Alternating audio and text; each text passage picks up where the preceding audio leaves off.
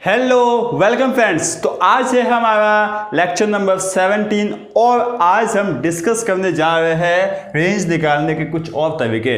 कल हमने दो तरीके पढ़ लिए थे, ठीक है। कौन कौन से तरीके थे? एक तो है द्विघात बहुपद का परिसर कैसे निकाले वो वाला, क्वाड्रेटिक जो भी पॉलिनोमियल होता है उसका, और एक था जो भी विषम घात वाले बहुपद होते हैं ना उनका हम परिसर कैसे निकालते हैं। इनफैक्ट उनका परिसर तो आर ही होता है, ठीक है। ये सब हमने पिछले वीडियो में डिस्कस कर लिया था। अब आज और हम रेंज निकालने के कुछ और तरीके भी पढ़ने वाले हैं, ठीक है। उसमें सबसे पहला देखिए, टाइप 1 टाइप 2 तो पढ़ लिए है। अब हम आज पढ़ते हैं टाइप 3, ठीक है ना, कि रेंज निकालने का टाइप 3 कौन सा है। तो आज है हमारा टाइप 3 और इसमें हम पढ़ेंगे कि जो साइन थीटा कॉस थीटा इस तरीके का आपको कुछ दिखता है ना, उसका हम परिसर कैसे निकालते हैं। सबसे पहले तो आपको यह समझना कि इस तरीके का कैसे होता है, ठीक है। मतलब आपको साइन और कॉस दिखेगा, या तो प्लस में देखो या फिर माइनस में देखो, पहली बात, ठीक है। उनके ऊपर कोई भी घात नहीं होगी। ऐसा नहीं कि आप ऐसा कुछ अलग तरीके से कर लो, बस आपको यह देखना है कि कॉस होगा और साइन होगा और उनके ऊपर कोई भी पावर नहीं होगी, सिंपली दे रखा होगा और उनका आगे कोई ना कोई मल्टीप्लाई में होगा। जैसा कि हम देखते हैं एग्जाम्पल, ठीक है ना। एग्जाम्पल देखो आप, जैसे कि आपको दे दिया गया sine theta sine x plus cos x, ठीक है। इसका आप परिसर निकाल सकते हो, ठीक है। ये एग्जांपल में ये सभी आता है, -4 sine x plus cos x, ये सभी आता है, ठीक है। जैसे कि और हमने देख लिया -3 cos x plus sine x, ये आपका आ गया, ठीक है। उसके बाद आपका आ गया -6 कॉस एक्स -7 साइन एक्स, ठीक है ना। तो ये सभी एग्जाम्पल आते हैं आपके किस में, ये वाले में। मतलब ध्यान का रखना है कि इन दोनों की घात हमेशा एक एक ही होगी, ये सभी बोल सकता है रेखिक होंगे, ठीक है ना। ये समझ में आता है। अब इनकी घात है ना, ठीक है, ये आपको समझ में आ गया। अब इनका परिसर क्या होता है, सिंपली आपको क्या करना है, जो आपको ए और बी दे रखे होते हैं ना, ठीक है ना, उनका आप स्क्वायर कर लो और उनका अंडर रूट निकाल लो, ठीक है ना। मतलब आखिरकार परिसर तो यही होता है, ठीक है। परिसर में लिखता हूं तो परिसर होता है आपका, ठीक है ना, रूट ओवर ए स्क्वायर प्लस बी स्क्वायर, ठीक है। ये माइनस से रूट ओवर ए स्क्वायर प्लस बी स्क्वायर, ठीक है। ये आपका क्लोज ब्रैकेट होता है, क्या है, माइनस रूट ओवर ए स्क्वायर प्लस बी स्क्वायर से रूट ओवर ए स्क्वायर प्लस बी स्क्वायर होता क्या है। आपको कैसे परिसर निकालना, किस तरीके से करना है वो मैं आपको समझाता हूँ। ये तो है इसका परिसर। अब आपको क्या करना है, जैसे कि मान लीजिए आपको ये सवाल दे दिया, पहला सवाल ये, ठीक है। अब इसमें आपको क्या बोला कि इसकी आप रेंज निकालिए। तो आपको क्या करना है कि सबसे पहले यह पहचानना है कि इसकी घात दोनों जगह एक ही है या नहीं है, मतलब इस फॉर्मेट का है या नहीं है। ये आपने पहचान लिया। अब आप क्या करोगे कि ए और बी पहचानोगे। तो ए यहाँ पर है 1 और बी है कितना, ये भी 1 है, ठीक है। अच्छा, अब आप निकाल लो ए स्क्वायर प्लस बी स्क्वायर, ठीक है। क्या निकाल लो, रूट ओवर ए स्क्वायर प्लस बी स्क्वायर। ये कितना आ गया भैया, यह भी आ गया आपका 1 प्लस 1, ठीक है ना, ये आ गया, जो कि कितना होता है √2, ठीक है। ये आपको समझ में आ गया। अब आप इसकी रेंज निकालने जाओगे ना, ठीक है, तो sine x plus cos x की आप जब रेंज निकालने गए तो क्या हो जाएगा, ये माइनस से, ठीक है, माइनस √2 से प्लस का √2 और इसके ऊपर लगा लो क्लोज ब्रैकेट। बस ये आपको करना है, ठीक है ना। समझ में आ रहा है। मतलब सबसे पहले हम ये और भी पहचानेंगे, उससे हम क्या निकाल लेंगे, ए स्क्वायर प्लस बी स्क्वायर का रूट निकाल लेंगे, ठीक है। उसके आगे एक बार माइनस लगा लो, माइनस से प्लस में लेके चले जाओ, इस तरीके से। जैसे कि यही हम देख लेते हैं, ठीक है। अब यहाँ पर क्या है, -4 और +1 है, ठीक है। इस तरीके से आप कर लो। तो यहाँ पर जो है ना, हमें ए कितना दिख रहा है, देखो ए कितना दिख रहा है, यहाँ पर देखते हैं भैया, ए हमें दिख रहा है यहाँ पर 1, अच्छा, बी कितना दिख रहा है, -4, ठीक है। अब आप निकाल लो रूट ओवर ए स्क्वायर प्लस बी स्क्वायर। तो ए स्क्वायर कितना, 1 का स्क्वायर प्लस बी स्क्वायर कितना, -4 का स्क्वायर, कितना आ जाएगा भैया, ये आ जाएगा 1 का स्क्वायर 1 और 4 का स्क्वायर 16। तो रूट ओवर कितना आ जाएंगे, 16 + 1 17। अब आपका इसका रेंज क्या होगी, तो -4, ठीक है। देखिए -4 sine x plus cos x, इसकी रेंज हो जाएगी, देखिए रेंज हो जाएगी, इसके ऊपर एक बार माइनस लगा लो, -√17 से √17, ये इसकी हो गई रेंज, इसका परिसर आ गया। इस तरीके से आप निकाल सकते हो, आराम से अच्छे से निकाल सकते हो। जैसे कि इसका हम देखते हैं, ठीक है। इसी तरीके से देखिए -3 cos x plus sine x, ठीक है। अब यहाँ पर देखो, यहाँ पर जो है ना, आपको ए कितना दे रखा है, बी कितना दे रखा है, सिंपल सा है। देखिए अब आपको लगेगा सिंपल है भैया, क्या है, हम कर लेंगे, लेकिन ये फॉर्मेट याद रखना बहुत ही मुश्किल होता है। मुश्किल होने का मतलब क्या है कि जब आपके साथ बहुत सारा, इतना सारा जो है ना याद करने का होता है ना, वहाँ पर आप भूल जाते हो। तो इसको जो है ना, जितनी ज़्यादा प्रैक्टिस करोगे उतना ज़्यादा आपको फायदा मिलेगा। यहाँ पर देखिए -3 cos x है प्लस साइन एक्स, ये आपको दिख रहा है। यहाँ पर ए कितना है -3 और बी कितना है 1, ठीक है ना। ए बी आप कुछ भी ले लो, कोई फर्क पड़ने वाला है नहीं, क्योंकि आपको आखिर का क्या निकालना है, ए स्क्वायर प्लस बी स्क्वायर, ठीक है। ये आपने निकाल लिया A square plus B square, तो यहाँ से कितना आ जाएगा, देखिए यहाँ से आपका आ गया है कितना, रूट ओवर ए स्क्वायर कितना है -3 का स्क्वायर, कितना 9 में लिख लूँ, ठीक है। बी का स्क्वायर 1 लिख लो, तो यहाँ से आपको मिल गया रूट ओवर 10, ठीक है। तो आपका परिसर जो है वो क्या हो जाएगा, परिसर हो जाएगा -√10 से प्लस का √10 और इसके ऊपर लगा लो क्लोज ब्रैकेट। हाँ भैया, बात समझ में आती है, ठीक है। इस तरीके से इसको करना है, बात समझ में आ गई, अच्छे से समझ में आ गई है। तो अब हम थोड़े बहुत और एग्जाम्पल कर लेते हैं, कौन से, ये वाले, ठीक है। इसको भी कर लेते हैं भैया, काम जो है हमारा हो जाएगा। एक काम करते हैं, इनमें से 2 हम कर लेते हैं, ठीक है। 2 अभी यहाँ पर कर लेते हैं और बाकी जो 2 बचे हैं ना, वो आप कर लेना, आपका होमवर्क हो गया, ठीक है। चलो, तो देखिए पहला सवाल आपको दिख रहा है। इस सवाल में क्या करना है भैया, ए दे रखा है, बी दे रखा है, जो भी है हमें दे रखा है, और साइन एक्स कॉस एक्स दे रखा है, इसकी घात 1 है। तो हम भैया कौन सा फॉर्मूला लगा लेंगे, हम फॉर्मूला लगा लेंगे कि जो परिसर है वो क्या हो जाएगा, वो हो जाएगा -√a² प्लस बी स्क्वायर से प्लस का ए स्क्वायर प्लस बी स्क्वायर, ये हो जाएगा। हाँ भैया बिल्कुल ये हो जाएगा, ठीक है। तो पहला सवाल हमने लिया, ठीक है ना, पहला सवाल हमने लिया। आपको ए कितना दिख रहा है भैया, ए हमें दिख रहा है, ए हमें दिख रहा है 3, ठीक है। और बी हमें कितना दिख रहा है भैया, बी हमें दिख रहा है 4 दिख रहा है, ठीक है ना। अब आप किसी ने देखिए, वैसे तो जनरली देखने जाए तो ए आपका 4 है और बी है आपका 3, लेकिन यहाँ पर ए और बी से कोई फर्क कोई नहीं पड़ रहा है, तो आप ए और बी कोई भी ले सकते हो, बस ध्यान रखना कि फॉर्मेट आपको यही दिखे, ठीक है। अच्छा, अब आपने निकाल लिया A square √a² plus B square, फटाफट निकाल ले। ए का स्क्वायर 4 का स्क्वायर 16, ठीक है, प्लस बी का स्क्वायर 3 का स्क्वायर 9, 16 + 9 कितना होता है, हो जाता है भले 16 + 9 √25 होता है, और इसका मान आ जाता है 5, ठीक है, आ गया, क्योंकि √25 का मान आ जाता है 5। अब यहाँ से आपको इसकी रेंज निकालनी है, तो रेंज क्या हो जाएगी भैया, -5 से +5, एक बार माइनस लगा लो, उसके बाद प्लस तक लेके चले जाओ। आगे बात समझ में अच्छे से बिल्कुल आगे है। दूसरा सवाल देखते हैं। इस दूसरे सवाल में हमें क्या दे रखा है, देखिए दूसरे सवाल में हमें दे रखा है कि y = cos x plus sine x, ठीक है। तो यहाँ से आपको ए कितना दिख गया है, ए हमें दिख गया भैया 1 और बी हमें दिख गया है 1, तो यहाँ तो वही आ रहा है आपका y हमने अभी निकाला है, कितना है भैया -√2 से √2, ठीक है। ये आपका क्या हो गया, आंसर हो गया। क्या बात आगे समझ में अच्छे से समझ में आ गई है, इसको भी कर लेता भैया साथ ही साथ, ठीक है ना। ये आपका तीसरा छोड़ दो, आप खुद ही कर लेना, या फिर चलो देख लेते हैं यार, कोई टाइम आपका जा नहीं रहा है। बी आपका देखिए यहाँ पर है -4 ए और बी आपका कितना है +3, ठीक है। तो यहाँ से आप निकालने गए y आपको कितना मिलेगा, देखिए -4 का स्क्वायर भैया 16 हो जाएगा, 3 का स्क्वायर हो जाएगा 9, 16 + 9 हो जाएगा 25, तो 25 का रूट देखिए √25 आ गए और 25 का रूट आपको मिल रहा है 5, ठीक है। तो अब आप क्या कर लोगे, अब आप रेंज निकाल लोगे, जो कि कितना आएगा -5 से 5 आ जाएगा। बिल्कुल भैया अच्छे से हम समझ गए हैं, समझ गए बिल्कुल, ठीक है। तो अब हम चौथा देखते हैं। अब यहाँ पर देखो यार, इस तरीके से आपको फॉर्मेट देखना होता है। आप देखोगे कि y = 3 × sin x। अब भैया यह तो हमें फॉर्मेट दिख नहीं रहा है, लेकिन जब हम ध्यान से देखने जाते हैं ना, तो यहाँ पर हमें फॉर्मेट दिख रहा है, कैसे 3 sin x है प्लस 0 × cos x भी तो है ना, क्या 3 sin x plus 0 × cos x। हाँ भैया अब तो कुछ दिख रहा है, यहाँ पर भी घात 1, यहाँ पर भी घात 1, ठीक है ना, बात समझ में आ गई। तो भैया अब हमें उस फॉर्मेट का दिख रहा है, तो अब हम निकाल सकते हैं, और इसका आंसर क्या आएगा बताइए फटाफट। इसका आंसर भैया देखिए यहाँ पर जो है ना, यहाँ पर हम देखते हैं फटाफट कि जो ए है, ठीक है, ए है वो हमें दिख रहा है 0 और जो बी है वो हमें दिख रहा है 3, ठीक है। तो यहाँ से हम a² प्लस बी स्क्वायर का रूट निकालने गए, a² प्लस बी स्क्वायर कितना जाएगा, 0 का स्क्वायर 0 आ जाएगा, ठीक है, प्लस बी का स्क्वायर आ जाएगा 3 का स्क्वायर 9, ठीक है। तो यहाँ से आपको कितना मिल गया √9, और 9 का स्क्वायर 9 का रूट कितना होता है 3 ही होता है, ठीक है। तो इसका आपको परिसर कितना मिल रहा है भैया, परिसर आपको इसका मिल रहा है -3 से +3, ठीक है ना। इस तरीके से आपको आंसर मिल गया है। अब जब हम ट्रिग्नोमेट्री पढ़ेंगे ना, ठीक है, तो उसका आंसर है ना, उसका परिसर, इस 3 sin x का परिसर आप ऐसे ही निकाल सकते हो जब आपको एक रेंज बता दी जाएगी कि इसकी रेंज होती है, या फिर आगे मैं आपको यहाँ पर कुछ बेसिक से आपको परिसर निकालने के कुछ छोटे छोटे नियम बताने वाला, छोटे छोटे, तो वो उससे भी आप कर सकते हो। ठीक है, तो यह है आपका टाइप नंबर 3। अब हम देखते हैं टाइप नंबर 4, उसके बाद हम थोड़े थोड़े और आगे बढ़ जाएंगे और प्रोबेबली मोस्ट प्रोबेबिलिटी हो सकता है कि ये आपका लास्ट लेक्चर हो या फिर इसके एक और इसके बाद लेक्चर हो सकता है। ठीक है, उसके बाद आपका ये आपका पूरा सेकंड चैप्टर अच्छे से कंप्लीट हो जाएगा और फिर हम स्टार्ट करने चले जाएंगे कौन सा भैया, थर्ड चैप्टर, जो कि कौन सा है, ट्रिग्नोमेट्री वाला। ठीक है, चलो।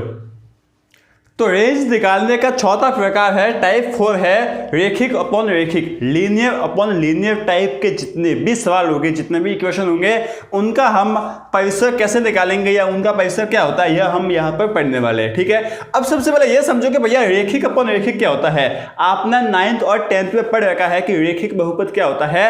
रेखिक बहुपद उसे कहते हैं जिसकी घात 1 होती है। तो रेखिक अपॉन रेखिक मतलब ऊपर भी रेखिक बहुपद होगा, ऊपर भी ऐसा बहुपद होगा जिसकी घात 1 होगी और नीचे भी ऐसा बहुपद होगा जिसकी घात 1 होगी। मतलब ऊपर और नीचे दोनों जगह बहुपद होना चाहिए और ऑब्वियसली दोनों बहुपद अलग अलग होंगे। ठीक है, तो आपका रेखिक बहुपद कैसा होगा, fx मैं बता सकता हूं कि ax प्लस b। ठीक है ना, ये एक बहुपद है ऊपर जिसकी घात 1 है, बहुपद की घात, और cx प्लस d। ठीक है ना, ऊपर भी एक बहुपद नीचे भी एक बहुपद, तो ये बहुपद भी कौन सा है, और आपका रेखिक बहुपद है। ठीक है, ये आपको समझ में आ गया है।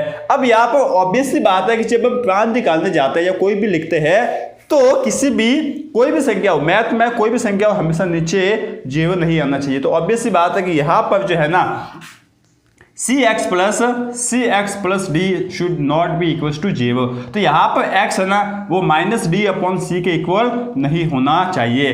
तो अब हम इसका अगर प्रांत निकालने जाए तो प्रांत तो आप आराम से निकाल सकते हो। आराम से हमने पढ़ रखा है कि भैया इसमें आप कुछ भी रख लो, लेकिन आप जो है ना ये -d/c नहीं रख सकते हो। r माइनस क्या हो जाएगा, -d/c। ये हम आगे पढ़ चुके हैं और अभी हम वापस और एग्जाम्पल जब करेंगे वहां पर भी देख लेंगे।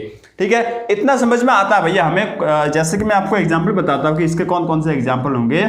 ठीक है ना, तो एग्जाम्पल तो वैसे तो बहुत सारे दिख रहे हैं, फिर भी मैं आपको एकदम बोल सकता हूँ कि जैसे कि आपको बोल लिया कि 6x प्लस 3 अपॉन 2x। ठीक है, इसी तरीके से आपको बोल दिया गया कि आपको 7x माइनस 7 अपॉन 3x। ठीक है, प्लस 2। ये आपका क्या है, सभी रेखिक अपॉन रेखिक है। रेखिक अपॉन रेखिक का मतलब क्या है कि ऊपर भी आपका एक रेखिक बहुपद होगा और नीचे भी आपका एक रेखिक बहुपद होगा। हाँ भैया समझ में आ गया है, -8। ठीक है ना, तो इस तरीके से कुछ आपके होंगे। अब इनका परिसर देखने जाए ना तो परिसर क्या होता है, याद रखना आप, इसका परिसर होता है, परिसर की हम बात करते हैं तो परिसर इसका y जो है वो होता है r माइनस a/c। ठीक है ना, r माइनस a/c क्या हो गया, r माइनस a/c। ये हमें याद रखना भैया कि इसका परिसर होता है r माइनस a/c। अच्छा, a/c क्या है कि जो ऊपर वाला बहुपद होगा ना उसका x का गुणांक और नीचे वाले बहुपद के x का गुणांक। ये आपका a क्या है, ऊपर वाले बहुपद के x का गुणांक, और c है नीचे वाले बहुपद के x का गुणांक। क्या बात समझ में आती है, बिल्कुल। अच्छा, इसका हम प्रांत भी देख लेते हैं भैया, साथ ही साथ प्रांत देखने में किया ही जाता है। तो प्रांत x है वो हो जाएगा कि आप कुछ भी रख लो। ठीक है ना, कुछ भी रख लो भैया, r में से कुछ भी रख लो, बस आप ये नहीं रख सकते -d/c नहीं रख सकते हो। ठीक है, तो इसका परिसर ये हो जाएगा और आपका प्रांत जो है वो ये हो जाएगा।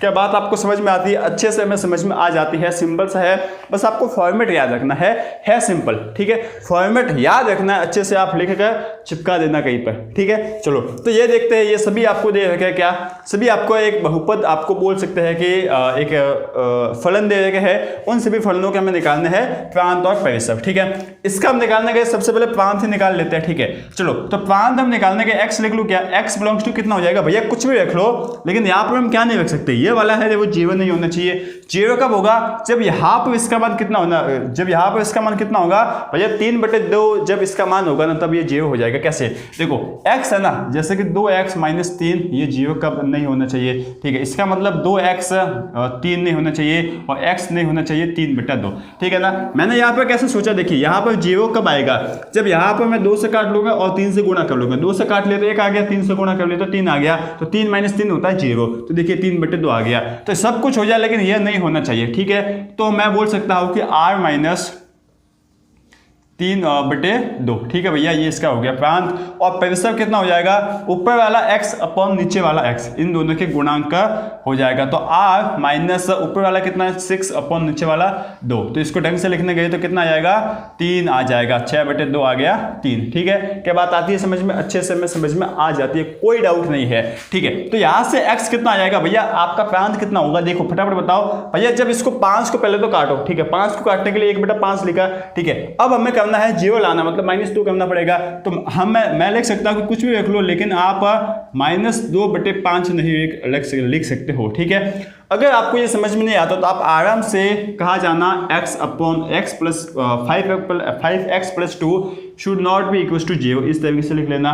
तो यहाँ से आप निकाल लेना आराम से कि x should not be equal to -2 upon 5, यह नहीं होना चाहिए। ठीक है ना, तो आराम से आप ये भी निकाल सकते हो ऐसे भी। अच्छा, आपका y कितना होगा, r माइनस ऊपर वाला x का गुणांक अपॉन नीचे वाला x का गुणांक। ठीक है भैया, यहाँ से तीसरे का x कितना आ गया भैया, प्रांत कितना आ जाएगा कि यहाँ पर जो है वो 0 नहीं होना चाहिए। कब नहीं होगा, 5/4 नहीं होना चाहिए, तो r माइनस 5/4। ठीक है भैया। अच्छा, इसका जो y होगा, जो परिसर होगा वो कितना होना चाहिए, r माइनस ऊपर वाला x 9 नीचे वाला x का गुणांक 4। ठीक है भैया, बात समझ में आ गई। इसी तरीके से चौथा देखते हैं इसका भैया। सबसे पहले तो एक बात और हमने बताई नहीं कि आपको जब ये सवाल मिले ना, क्या सबसे पहले चेक करना कि ऊपर भी रेखिक है या नहीं है, हाँ है, क्या नीचे भी रेखिक है या नहीं है, हाँ है। उसके बाद आप काम कर सकते हो। देखिए अब यहाँ पे x कितना हो जाएगा, परिसर जो प्रांत है वो कितना हो जाएगा भैया, x की जगह रखना कितना, यहाँ पर 2 आना चाहिए, मतलब 2/3 हो जाएगा। ठीक है, तो r माइनस 2/3 कैसे, देखिए 2/3 को इससे गुणा करो। ठीक है, 3 से 3 कट गया, 2 बच गया, तो 2 - 2 कितना हो जाएगा, 0 आ जाएगा। तो 0 नहीं होना चाहिए। ठीक है, इसका जो परिसर है वो कितना हो जाएगा भैया, ऊपर वाला x कितना है, देखिए r माइनस ऊपर वाला x का गुणांक कितना है 1। ठीक है, अपन नीचे वाला x का गुणांक कितना है -3, तो यहाँ पे कितना हो जाएगा r माइनस का 1/3। अब पांचवा देखो, यहाँ पर देखिए, यहाँ पर सबसे पहले हम प्रांत निकालने जाएगा। ठीक है, प्रांत निकालने जाए तो नीचे है वो 0 नहीं होना चाहिए। 0 कब होगा, जब यहाँ पे x का मान 1 आ जाएगा, यह नहीं होना चाहिए, तो x है वो 1 नहीं होना चाहिए। ठीक है, हम निकालने गए परिसर। ठीक है, r माइनस ऊपर वाले x का गुणांक कितना है 9 नीचे वाला x का गुणांक 1 है, तो यहाँ पर जो है वो 9 ही आ जाएगा, r माइनस 9। ठीक है, यहाँ पर देख लो, सबसे पहले हमें देखना प्रांत देखना, प्रांत क्या होना चाहिए, यहाँ पर नीचे भैया 0 नहीं आना चाहिए। तो r माइनस कब 0 होगा, जब x का मान 6 रख लेंगे, तो r माइनस 6। ठीक है, उसके बाद y है। ठीक है, y मतलब आपका परिसर क्या हो जाएगा, परिसर हो जाएगा भैया ऊपर वाले x का गुणांक y, r माइनस ऊपर वाला x का गुणांक -1 और नीचे वाला x का गुणांक 1। ठीक है, तो कितना जाएगा भैया -1, ये आ जाएगा। ठीक है भैया, ये 7वां सवाल देख लो। 7वें सवाल में आपका परिसर कितना हो जाएगा, सॉरी प्रांत कितना हो जाएगा भैया, आपका प्रांत हो जाएगा r, क्योंकि यहाँ पर जो नीचे है वो तो कभी भैया हो गई नहीं, क्या 0 तो हो गई नहीं, क्योंकि यह x नहीं है। लेकिन उससे भी पहले हमें क्या चेक करना है कि यह क्या आपके उस टाइप का है या नहीं है, कौन सा भैया, लीनियर अपॉन लीनियर का है या नहीं है। तो देख लो यार, ऊपर तो आपको लीनियर दिख रहा है, नीचे क्या लीनियर दिख रहा है क्या, बिल्कुल भैया हमें लीनियर दिख ही नहीं रहा है, रेखिक बहुपद दिख ही नहीं रहा है। तो ये कौन सा बहुपद है, देख लो ये कौन सा बहुपद है, हम देख ले क्या, f(x) इज इक्वल टू 2 का भाग दे दो। देखिए हाँ, x में 2 का भाग दे दिया 2 आ गया, प्लस 7 9 में भी 2 का भाग दे दिया 2 आ गया। ठीक है ना, ठीक है ना, बिल्कुल भैया समझ में आता है। तो ये तो हमें क्या दिख रहा है, एक ऐसा बहुपद दिख रहा है जिसकी घात विषम है, एक ऐसा बहुपद दिख रहा है जिसकी घात विषम है, कितनी है 1 है। ठीक है, इसका मतलब भैया, इसका मतलब क्या है कि यह सिर्फ लीनियर है, यह सिर्फ रेखिक बहुपद है, और इसकी अगर घात 1 है तो यह आपका विषम घातीय बहुपद हो गया। और विषम घातीय बहुपदों के जो आपका परिसर है वो r होता है हमेशा। ठीक है, तो इस तरीके से ध्यान भी रखना है कि कहीं हम गलत ना कर बैठे, पहले हमें फॉर्मेट भी देखना पड़ेगा। ठीक है, तो यह है आपका टाइप नंबर 4, जिसमें हम बात कर रहे हैं रेखिक अपॉन रेखिक का परिसर कैसे निकाले। उसके बाद हम बात करते हैं, सबसे इंपॉर्टेंट है टाइप नंबर 5, उसमें हम कैसे करते हैं देखिए। तो अब हम सबसे लास्ट वाला टाइप पढ़ते हैं, टाइप नंबर 5 है, सबसे इंपॉर्टेंट है, सबसे इंटेंसिव है और ज़्यादा समझने वाला है। ठीक है, अगर आपको यह सभी दिख जाए, कौन से, quadratic upon quadratic, linear upon quadratic, quadratic upon linear, या फिर कांस्टेंट अपॉन क्वाड्रेटिक, मतलब द्विघात बटे द्विघात, रेखिक बटे द्विघात, या फिर द्विघात बटे रेखिक, या फिर लास्ट में अक्षर बटे द्विघात, इन सभी में से कोई भी आपको एक टाइप दिख जाए, एक तरीके का फॉर्मेट दिख जाए, ठीक है ना, तो उसकी रेंज कैसे निकालनी है ये हम पढ़ते हैं सबसे पहली बात। ठीक है, इसकी रेंज निकालने के लिए स्टेप बाय स्टेप हम समझते हैं, यार सबसे ध्यान में रखना, ठीक है। सबसे पहला स्टेप क्या है, देखिए आपको कोई एक सवाल दे रखा है, आपको सबसे पहले सवाल दे लिया, ठीक है ना। सबसे पहले सवाल दे दिए गए हैं आपको fx is equal to x square minus x minus 2, ठीक है। ये आपको सवाल दे दिया गया है upon x square plus x, ठीक है। ये आपको सवाल दिया है, अच्छे से समझना या ध्यान से समझना, ठीक है। सबसे पहला स्टेप नंबर 0 या फिर बोल सकते हैं कि स्टार्टिंग ऑफ स्टेप्स, ये क्या है कि आप चेक करोगे कि ये फॉर्मेट कौन सा है, ठीक है। ये कौन सा भैया, ऊपर दे रखा है, कौन सा ऊपर दे रखा है, क्वाड्रेटिक, ठीक है। ऊपर दे रखा है क्वाड्रेटिक, अपॉन नीचे भी क्या दे रखा है, क्वाड्रेटिक, मतलब द्विघात बटे द्विघात वाला फॉर्मेट है ये वाला। तो इसमें हम यह स्टेप्स लगाने वाले, यह आपका टाइप लगाने वाला कौन सा, सबसे पहले जो आपको सवाल दिया गया है उसको y के इक्वल करके समीकरण नंबर 1 नाम दे दो, ठीक है। मैंने जो है ना सभी स्टेप्स आपके लिए नोट्स बनाए, उसमें अच्छे से ढंग से एकदम अच्छे से लिख लिए हैं। वो नोट्स पूरे 50, 60 या 70 पेज के नोट्स बने हैं। वो नोट्स ढंग से आपको हो सकेगा तो टेलीग्राम पर, हो सकेगा तो आपको लिंक मैं दे दूंगा, या फिर हमारी वेबसाइट से भी आप ले सकते हो, डाउनलोड कर सकते हो, ठीक है। तो सबसे पहले हमने कर लिया इसको y के इक्वल मान लिया, तो y is equal to x square plus x minus 2 upon x square plus x, इसको हमने मान लिया समीकरण नंबर 1, ठीक है। यह आपका समीकरण नंबर हो गया 1। अब आपको क्या करना है, देखिए स्टेप नंबर 2 में इसको क्रॉस मल्टीप्लाई करना है। क्या करना है, क्रॉस मल्टीप्लाई, ठीक है। ये आपका स्टेप फर्स्ट हो गया, स्टेप फर्स्ट, ठीक है। स्टेप 2 की मैं बात करूं ना, तो यहां पर आपको क्रॉस मल्टीप्लाई करना है। क्रॉस मल्टीप्लाई कर सकते हो क्या, ठीक है। तो y into x square plus x is equal to x square plus x minus 2, ये आपका क्रॉस मल्टीप्लाई हो गया। और क्रॉस मल्टीप्लाई कर इसको x में एक क्वाड्रेटिक बनाने की कोशिश करनी है, x में एक द्विघात बनाने की कोशिश करनी है। कैसे, देखिए ये आपका क्या आ जाएगा, वाई एक्स स्क्वायर, ठीक है, प्लस वाई एक्स माइनस का एक्स स्क्वायर, इसको पक्षांतर कर लेते हैं इनसाइड, माइनस एक्स प्लस का 2 इज इक्वल टू 0, ठीक है। अब एक्स स्क्वायर की टर्म को हम कॉमन ले ले, क्या, तो वाई माइनस 1 का एक्स स्क्वायर, ठीक है, कॉमन आ गया, plus y minus 1 into x plus का 2 इज इक्वल टू 0, ठीक है। तो यह आपके क्या बन गए, देखिए x में एक द्विघात बहुपद बन गई ना, एक्स स्क्वायर एक्स और कांस्टेंट, हाँ भैया द्विघात बहुपद बन गई है। अब आपको स्टेप 3 में आना है, यहां तक आपको समझ में आता है, बहुत ही बढ़िया, हमें अच्छे से समझ में आता है। स्टेप 3 में आए, ठीक है, ध्यान से समझना, कोई समझ में नहीं आए तो वापस पीछे जाकर अच्छे से समझना। स्टेप 3 में आपको इसका डी निकालना है। डी निकालना आता है अच्छे से भैया, डिस्क्रिमिनेटिव, जो कि क्या होता है, b square minus 4ac, b square minus 4ac, ये हमें अच्छे से समझ में आता है कि यही होता है। तो इसका आप डी निकाल लो। डी हमने निकाल लिया, सबसे पहले डी निकालना है यहाँ पर। तो बी कितना भैया, बी है, यहाँ से आप लिख लो एक बार कि भैया ए है, यहाँ पर y माइनस 1 आ गया है, बी आ गया, वो भी y माइनस 1 आ गया है, और सी है। ऐसा नहीं है कि ए और बी समान आएंगे, इस बार समान आ गए, हो सकता है अलग अलग आ जाए। और सी कितना है, 2 है, ठीक है, ये आपने लिख लिया। अब यहाँ से आप डी निकाल सकते हो। डी आपने निकाल लिया, कितना है, y माइनस 1 का होल स्क्वायर माइनस 4 इंटू ए कितना है, y माइनस 1 इंटू सी कितना है, 2, ठीक है। तो आपने यहां से ढंग से डी निकाल लिया, जो कि कितना आ गया है, y माइनस 1 का whole square minus 8 into y minus 1, ठीक है। क्या इसको हम खोल सकते हैं, अच्छे से भैया एक बार खोल लो, ढंग से इसको काम कर दो, ठीक है। तो कितना आ जाएगा, देखिए y का स्क्वायर, ठीक है, y square minus 2y plus 1 minus 8y plus 8, ठीक है, माइनस 8y प्लस 8, ये आ गया बिल्कुल। अब आप काम कर दो भैया, देखिए माइनस का 8y माइनस का 2y माइनस का 10y हो जाएगा। तो हमने लिख लिया d is equal to y square minus का 10y और प्लस का 9। हाँ भैया ये हमें समझ में आ गया है, ठीक है, याद तो कोई डाउट नहीं है, ठीक है भैया। डी हमने निकाल लिया और डी को अच्छे से सीधे सीधे फॉर्म में हमने लिख लिया है। अच्छा, अब है ना आपका कर दो कि जो डी आपने निकाला है ना, उसको 0 के इक्वल या उससे बड़ा कर दो, ठीक है ना। मैं लिख सकता हूं यहां पर make D greater than equal to 0, ये आपको करना है। डी को यह बनाओ, ठीक है ना, डी को यह बनाओ कि जो आपको डी निकाला है ना, उसको आप ग्रेटर देन इक्वल टू 0 बनाओ, ठीक है। तो मतलब हम डी कर देंगे ग्रेटर देन इक्वल टू 0, तो यहां से क्या आ जाएगा, y square minus 10y plus 9 should be is greater than equal to 0, ठीक है। तो यहाँ से आपको y में एक द्विघात बहुपद मिल गया ना, y में एक असमीका बन गई। इस तरीके से हम बोल सकते हैं कि y में हमें एक असमीका मिली है। हाँ भैया, y में हमें एक असमीका मिल गई है, ठीक है। अब इसको हम हल कर सकते हैं किससे? वेवी कर्व मेथड से, जो कि हमने बेसिक मैथ में पढ़ रखा है अच्छे से कि वेवी कर्व मेथड क्या होता है। बिल्कुल, इसके हम क्या बना लेते हैं भैया, इनके हम फैक्टर बना लेते हैं। कितना आ जाएंगे फैक्टर, देख लो।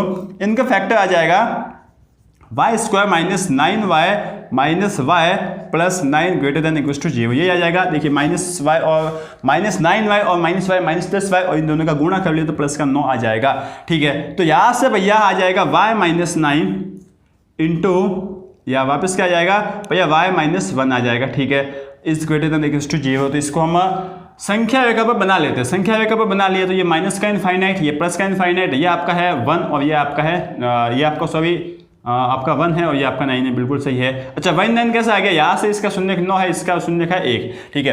अब आप कोशिश कर लो कि यहाँ पर जो तीनों भाग बने उनके साइन क्या है। तो 9 से बड़ा आपने कुछ भी ले लिया, 9 से बड़ा ले लिया 10, 10 माइनस 9 पॉजिटिव, ये भी पॉजिटिव आ जाएगा। तो पॉजिटिव इंटू पॉजिटिव पॉजिटिव हो जाएगा, और 1 और 9 के बीच में कोई संख्या ले ली, मान लीजिए 5, तो 5 माइनस 9 माइनस का 4 नेगेटिव, नेगेटिव इंटू पॉजिटिव, क्योंकि 5 माइनस 1 6 आ जाएगा, नेगेटिव होगा। तो नेगेटिव इंटू पॉजिटिव नेगेटिव हो जाएगा, और ये वापस पॉजिटिव आ जाएगा। देख लो जैसे कि 1 से कम ले लिए 0 ले लिए, तो 0 माइनस 9 माइनस का 9 इंटू 0 माइनस 1 माइनस का 1, तो माइनस का 9 इंटू माइनस का 1, जो भी आएगा प्लस में आएगा, ये आपने ले लिया प्लस में, ठीक है। अब आपको क्या बोला भैया? अब आपको बोला है कि आप जो है ना, जो पॉजिटिव वाली संख्या है वो लो। पॉजिटिव वाली संख्या कौन सी है? देखिए यहाँ से जाता है और ये हमने ले लिया, यहाँ से जाता है ये हमने ले लिया। और दूसरी बात हमने क्या ध्यान रखी कि यहाँ पर इक्वल टू का साइन है, तो हमने ले लिया इस डार्क सर्कल को ले लिया, भरे हुए वृत्त को ले लिया।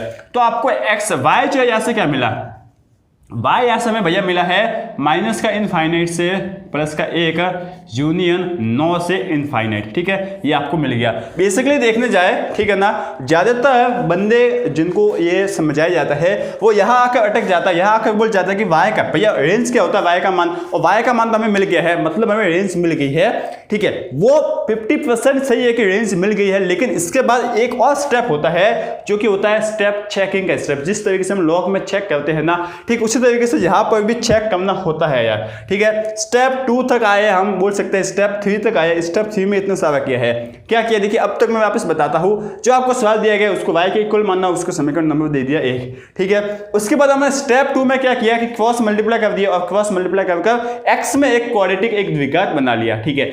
उसके बाद स्टेप 3 में आए और हमने स्टेप 3 में क्या किया कि भैया जो x में क्वाड्रेटिक बनी है ना, उसका आप d निकाल लो। d हमने निकाल लिया, उसको अच्छे से चेक कर लिया, मतलब सॉल्व कर लिया, और सॉल्व करने के बाद हमने क्या किया कि जो d आया है ना, उस d को ग्रेटर देन इक्वल टू 0 कर दो। तो ये हमने इसको ग्रेटर देन इक्वल टू 0 किया, तो हमें यह मिल गया, एक y में इनइक्वालिटी मिल गई, असमीका मिल गई, और असमीका को हमने वेवी कर्व मेथड से सॉल्व किया ना, तो हमें यह आंसर मिल गया है। अब यह आंसर एग्जैक्ट सही नहीं है, क्योंकि इसके बाद हमें चेकिंग करनी होती है। तो स्टेप नंबर 4, ठीक है ना, स्टेप नंबर 4 आप मान लीजिए, या फिर चेकिंग का स्टेप मान सकते हो, चेक पोस्ट लगा हुआ है यहाँ पर। आपको क्या करना है इस स्टेप में कि जो आपको x का कोएफिशिएंट है ना, ठीक है ना, जो आपने यहाँ पर x में क्वाड्रेटिक बनाई है, अब यहाँ पर x स्क्वायर का कोएफिशिएंट क्या है, x स्क्वायर का गुणांक क्या है, x स्क्वायर का गुणांक है y माइनस 1, ठीक है। x स्क्वायर का जो गुणांक है ना, उसको 0 के इक्वल कर दो, ठीक है। तो आपने क्या लिखोगे कि x स्क्वायर के गुणांक को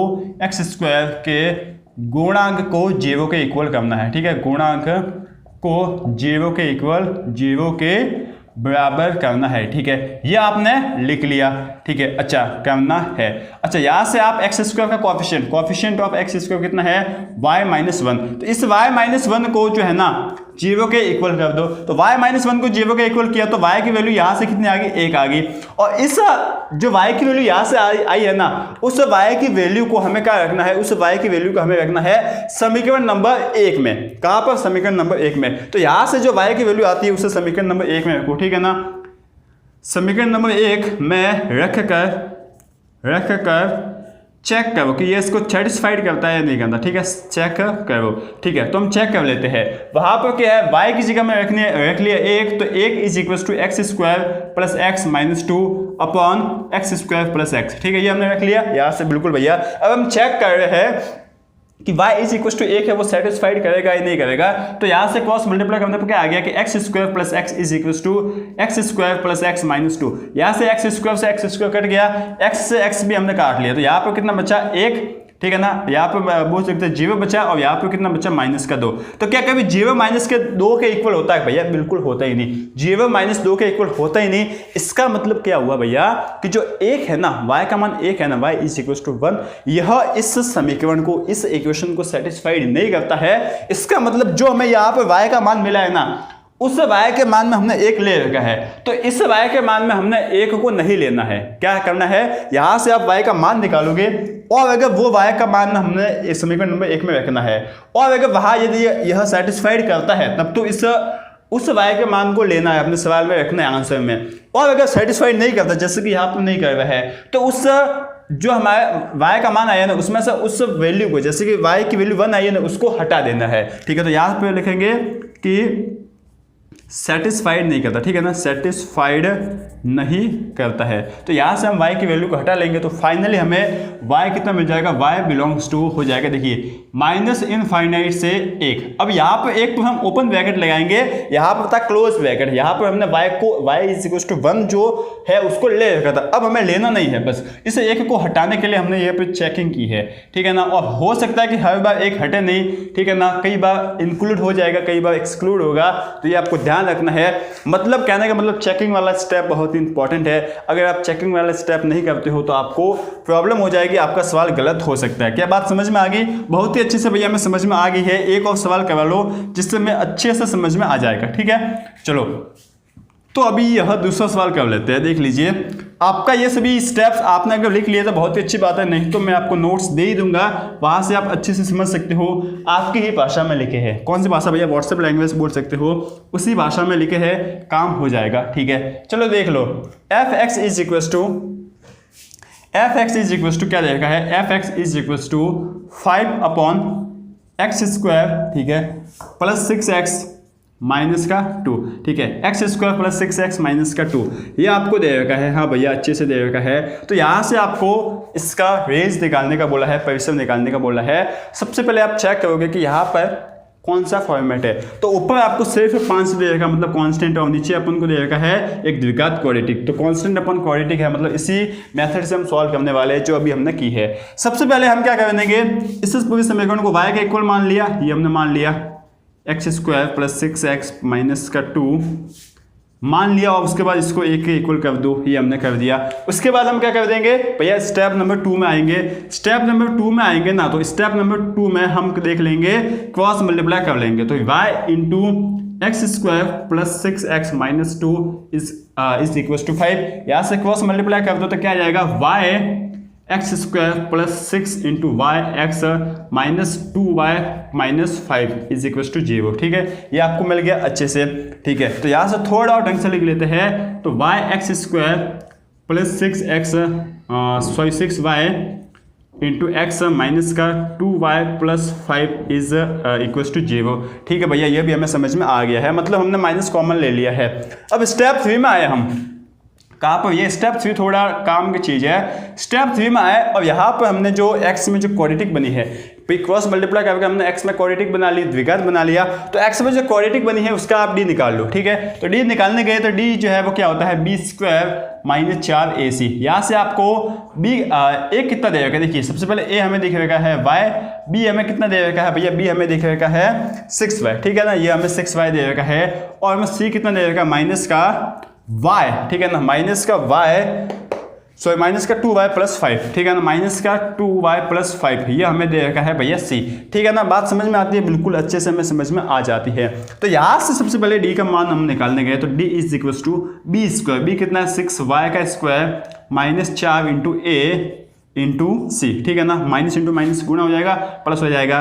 तो सी कितना हो गया आपका 2y प्लस 5, ठीक है। बात समझ में आ गई बिल्कुल। अब आप कोई बंदा बोलेगा कि भैया मैं यहाँ से भी डी को, यहाँ से ही डी को ग्रेटर देन इक्वल टू 0 कर दो, तो वो आपकी मर्जी है, ठीक है ना, कर सकते हो। मतलब इसको हल नहीं किया, पहले ही greater than equal to D को 0 कर दे तो आप कर सकते हो, उसके बाद हल कर लो, वो आपकी मर्जी है। तो चलो इसको इस बार हम इसको पहले ही कर देते हैं। तो 6y स्क्वायर कितना हो जाएगा 36y स्क्वायर यहाँ से कितना आ जाएगा +4y into 2y + 5 is greater than equals to 0। ठीक है ना, आपने greater than equals to 0 D को कर दिया है।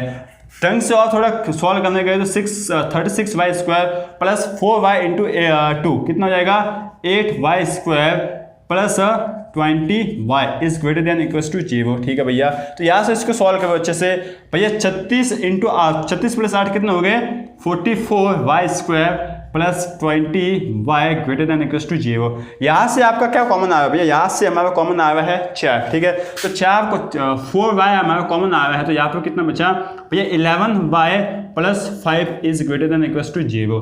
ठीक है, तो यह आपका एक बन गया है भैया, एक y में क्वाड्रेटिक बन गई और उसके हमने गुणनखंड कर दिए। अब हमें वेरिएबल मेथड से इसको सॉल्व भी कर लेते हैं। ठीक है, तो यह आपका बोल सकते हैं एक्सेस हो गई। ठीक है, अब यहाँ पर देखिए कितना आ रहा है इसका शून्य का भैया, ये तो y 0 हो जाएगा यहाँ से, और यहाँ से कितना आ जाएगा माइनस का 5/11 यही आ जाएगा क्या, हाँ भैया माइनस के 5/11 ही आ जाएगा। ठीक है, इसको आपने लिख लिया, तो यह है आपका माइनस का 5/11 और ये है आपका 0। ठीक है भैया, काम हो गया। ये माइनस का 5/11 प्लस 0 मतलब 0 भी है। ठीक है, आप 0 से ज़्यादा जाओगे, 0 से ज़्यादा क्या मान लीजिए 1 ले लिया, तो 1 को इसमें रख लो, पॉजिटिव आएगा और ये भी पॉजिटिव है, पॉजिटिव इंटू पॉजिटिव पॉजिटिव ही रह जाएगा। इन दोनों के बीच में कोई भी एक संख्या ले ली तो सिंपल सी बात है 0 से आपका छोटा तो ये तो नेगेटिव हो जाएगा और इससे बड़ा तो ये पॉजिटिव, तो पॉजिटिव इंटू नेगेटिव नेगेटिव ही आता रहेगा। ठीक है, यहाँ पर क्या आ जाएगा भैया, यहाँ पर वापस पॉजिटिव आ जाएगा क्योंकि यह भी नेगेटिव दोनों नेगेटिव पॉजिटिव हो जाएंगे। अब आपको क्या बोला है ग्रेटर देन इक्वल्स टू 0, तो ये आपने ले लिया ग्रेटर देन इक्वल्स टू 0। ठीक है ना, हाँ भैया अच्छे से समझ में आता है। तो यहाँ से y कितना आ जाएगा, y आ जाएगा -∞ से -5/11। ठीक है, यूनियन 0 से 11। हाँ भैया बिल्कुल आ गया समझ में। क्या ये हमारा आंसर होगा, नहीं भैया ये हमारा आंसर नहीं होगा, यहाँ से हम चेक भी करेंगे। ठीक है ना, क्या कर लेंगे चेकिंग करेंगे, जो कि हमारी स्टेप नंबर 4 होगी। ठीक है, यहाँ पर क्या कर लेंगे x² का जो कॉफिशिएंट होगा, क्या है कॉफिशिएंट x² का कॉफिशिएंट जो भी होगा, यहाँ से आया है आपका x² का कॉफिशिएंट y, इसको 0 के इक्वल कर देंगे। ठीक है ना, तो y को हम करने के 0 के इक्वल, तो y इज इक्वल टू 0 आ गया। अब इसे हम समीकरण नंबर 1 में रखेंगे, इसको अपने रख लिया समीकरण नंबर 1 में। तो देखिए समीकरण नंबर 1 में रखा तो क्या आ गया 0 is equal to 5/x² plus कितना है 6x माइनस का 2। ठीक है ना, यही है आपका x² प्लस 6x माइनस का 2। यहाँ से आप सॉल्व करो, क्रॉस मल्टीप्लाई किया तो आपको मिल गया, इस पूरे को 0 के इक्वल कर देंगे तो 0 इज इक्वल टू 5। क्या कभी ऐसा पॉसिबल है भैया, कभी ऐसा पॉसिबल नहीं है, कभी ऐसा हो ही नहीं सकता। ठीक है ना, तो ये आपका पॉसिबल नहीं है। इसका मतलब y इज इक्वल टू 0 जो है ना हमारे आंसर में, उसको हटाना है। तो फाइनल आंसर में लिख सकता हूँ फाइनल आंसर। ठीक है ना, फाइनल आंसर क्या हो जाएगा, इस मैसेज 0 को हटा लो तो y बिलोंग्स टू कितना हो जाएगा -∞ से -5/11 यूनियन, ये आपका हो जाएगा 0 से ∞। बस आपके जो 0 के ऊपर क्लोज ब्रैकेट लगा हुआ था इसके ऊपर हमने ओपन ब्रैकेट लगा लिया। ठीक है ना, हर बार यह जरूरी नहीं है कि जो आपकी y की वैल्यू है वो सेटिस्फाइड नहीं करेगी, कर भी सकती है नहीं भी कर सकती, आपको चेक करना पड़ेगा। अगर सेटिस्फाइड कर रही है, यहाँ पर ओके का साइन आ रहा है, इसका मतलब जो आपको ये आंसर आया है ना वही रखना है। और अगर नहीं कर रहा है तो यहाँ पर जो आपको y इज इक्वल टू 0 था, 1 था, 2 था, जो भी था ना उसको हटा लेना है। बात समझ में आ गई, बहुत ही अच्छे से भैया मैं समझ में आ गई। इस तरीके के सवाल हम अच्छे से कर सकते हैं। ठीक है, 1-2 एग्जाम्पल जो है वो मैं आपको या फिर आपको कर दे देता हूँ, वो आप होमवर्क के तौर पर कर सकते हो। ठीक है, चलो तो ये 2 आपके सवाल है, होमवर्क है, अच्छे से कर लो यार, सिंपल से है, आराम से हो जाएंगे। वही प्रोसेस लगानी है। ये वाला क्या है लीनियर अपॉन क्वाड्रेटिक, रेखिक अपॉन द्विघात ये वाला है, और ये वाला कौन सा है क्वाड्रेटिक द्विघात अपॉन रेखिक वाला, क्वाड्रेटिक अपॉन लीनियर का है। ठीक है, तो आप आराम से यही मेथड आपको लगानी है और आराम से आप फोड़ सकते हो ऐसे सवालों को। ठीक है, तो ये आपका क्वाड्रेटिक हो गया और अपॉन लीनियर, ये आपका काम जो है वो हो जाएगा। ये आप कर लो। इसके बाद एक और वीडियो आएगा, ठीक है, उसमें हम क्या कर लेंगे छोटे छोटे जो भी मेथड है ना रेंज निकालने के, ठीक है, बहुत ही अच्छे हैं, उनको भी हम पढ़ लेंगे। उसके बाद आपका ये चैप्टर लगभग क्या कंप्लीट ही हो जाएगा। फिर आपकी सिर्फ एनसीईआरटी बाकी रह जाएगी, तो उसको तो आप ऐसे ही कर सकते हो। अब तो आराम से आपके हर एक सवाल हो जाएंगे। ठीक है, आप जाकर आज थोड़े पन्ने पलट लेना एनसीईआरटी के भैया सवाल हो ही रहे हैं या नहीं। ठीक है, तो उम्मीद है कि आपको यार मजा आ रहा होगा पढ़ने का। अगर पढ़ने का मजा आ रहा है तो यार लाइक ठोक दीजिए। साथ ही साथ अपने जो दोस्त है यार उनको बताते रहिए कि भैया मैथ्स का यहाँ पर अच्छे से काम हो रहा है, आप आकर पढ़िए। थोड़ा सा अपने दोस्तों को भी रिकमेंड कीजिए। ठीक है, साथ ही साथ बस आप पढ़ते रहिए, अपना जो टारगेट ले रखा है उसको पूरा करने की पूरी कोशिश करते रहिए। ठीक है, थैंक यू।